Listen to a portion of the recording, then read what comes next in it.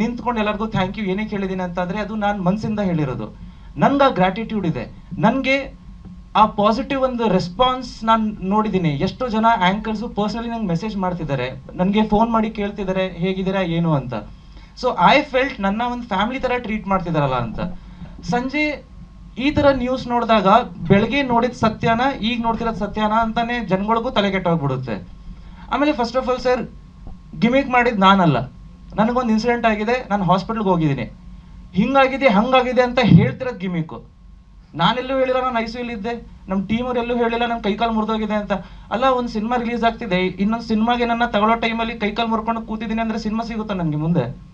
So obviously ಇದನ್ನು ಯಾರೂ ಆ ಥರ ಮಾಡೋಕ್ಕೆ ಹೋಗಲ್ಲ. ಆ್ಯಂಡ್ ನಾನು ಹೇಳ್ತಿಲ್ವಾ, ನಾನು ಇದನ್ನು ಅಡ್ರೆಸ್ ಮಾಡೋಕ್ಕೂ ಇಷ್ಟ ಇರಲಿಲ್ಲ.